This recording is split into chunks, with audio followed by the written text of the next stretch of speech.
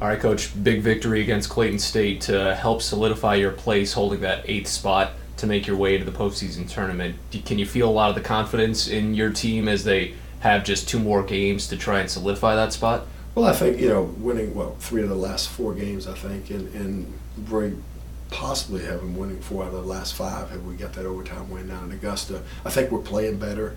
And I don't think we're playing great offensively. But our defense, we've held opponents 3 times in the 40s. Now, I don't think that's probably going to happen on Wednesday because Francis Marion's a pretty potent offensive team. But the girls are coming along. I'm happy with where we're at right now.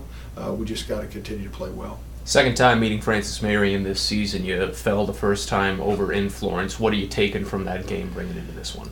I thought they played very well offensively, and a lot of it was in part to our defensive breakdowns. We had some defensive breakdowns, but it's just hard to have a chance to win and let somebody score 82 points. And I say let somebody, but we gave them some open shots. I don't think we played real well defensively. I thought we did a good job offensively for the most part, with the exception of finishing. I thought we got the ball in positions to score. We got it inside a lot. We attacked the basket some. We've just got to finish those plays. We scored 63 points. We could have easily scored 75 points if we finished some of those plays. So, I think we've got to play well offensively against them, and then obviously step up our defensive game. Well, you mentioned the growth of your defense in just a few short games, a couple of marks holding opponents to less than 50 points. What do you think has been a big key to that growth so far?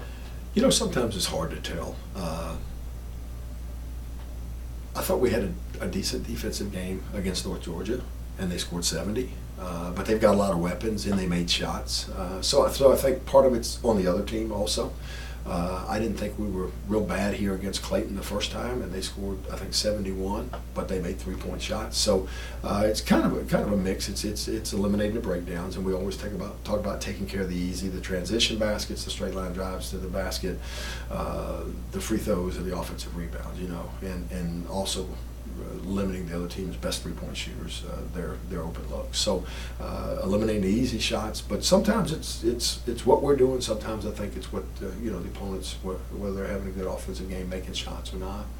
Well, talking about limiting the 3-pointers, Francis Marion with 3 separate women who shoot the 3 very well, and then of course a dual threat with players 2 scoring just a shade under 20 points per game. What's going to be the focus defensively for your team in this one? That was a weakness for us last time in that they're a big 3 and scored a lot of points for them. I think I know Bullock scored 34.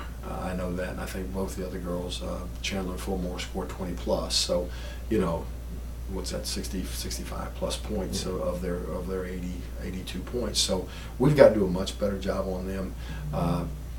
Fulmore is going to hit some tough shots. I don't think we can get frustrated. We just got to make her shoot contested shots. She's a good player. She's going to make contested shots. I think taking away Chandler and Bullock's open threes are going to be very important. And then rebounding too. I think Ty's got 6 offensive rebounds against us last time. But we've got to do a good job of competing on the glass. Are you and your staff going to be checking in on the Young Harris game at all while your contest is going on, or just focusing on the game? No, focusing. I think they play Georgia College, I think, at Young Harris. Should be a good game. It was a good game at Georgia College. Actually, we looked at that game before we played Young Harris. That was a close game until the last 5 or 6 minutes, and Georgia College pulled away. It should be a very competitive game. No, we're worried about us and trying to do the best we can. All right, Coach. The season down to 2 final home games. What's the message in the locker room for this final push to try and secure back-to-back championships? Well, it's hard to believe we're down to the final week of the regular season. It's once you get past Christmas, it just seems to fly, and a lot of games. It's been a little bit of a blur. It's nice to have 2 home games to finish up. Obviously, we'll have our hands full Wednesday with Francis Marion. They got us at their place and really outplayed us, outcoached us, and they got a very good team. They got, I think one of the best guards probably in the country, in Dietrich Browning, but the rest of the guys are also played very well.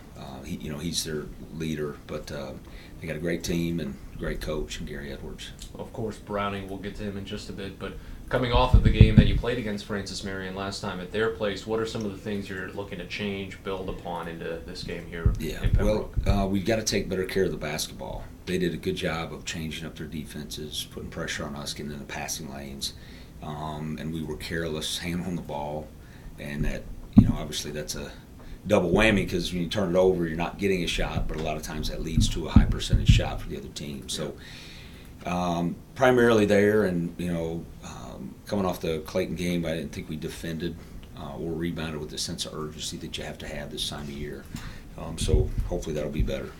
And then, of course, Dietrich, he's won 6 Player of the Week honors in conference play. He's essentially locked up what most people would say first team All-PBC and maybe Player of the Year. Yeah. But what's going to be the game plan to isolate him when he comes to town? Well, he's not a guy that you shut down. You try to make him work for it. We'll put different people on him defensively. But it's a team effort. And really, honestly, you got to guard their team. Yeah. He's going to score. He's going to get assists. But we let some of the other guys get free for jump shots and buckets as well at their place. So, obviously we got to focus on him. But, they've got good balance as well. Now, with the season coming down to the wire as it is it a point of emphasis for you and your coaching staff to let your team know, hey, don't scoreboard watch, let's focus on the game at hand? Yeah, hopefully that's something to do all the time. Whether coaches or players, time and score isn't really critical till the end of the first half. You got to be aware of time and possession and getting the last shot of the half, whatever it is, and then really the last 3 or 4 minutes of the game. Sometimes we'll talk about shot selection and things like that. But other than that, really shouldn't have a lot of impact on how you play the game until late game situations. Well, then, of course, the last home game you guys pulled out the alternate gray jerseys. This home game, it's going to be neon, if I'm not mistaken. How's that going to be for you? I have to bring my sunglasses. They're very bright. But the guys like them. It's fun to mix it up once in a while. So hopefully we'll play well. Well, of course, if we don't, they may not come back out of the closet. Well, of course, it'll still mean a good turnout fan-wise to get behind your team, wouldn't you say? Yeah, I don't know if people want to wear neon shirts if they have some, or if we have some we can toss out to the crowd. I don't know. We'll see. But, hopefully it'll be a great crowd. Home crowds have been really fantastic this year, and it'd be neat to see a good crowd come out and support the guys on Wednesday. All right, Coach. Well, let's hope you can light up the floor not only with the neon jerseys. Good luck to you. Thanks for taking the time. Thank you.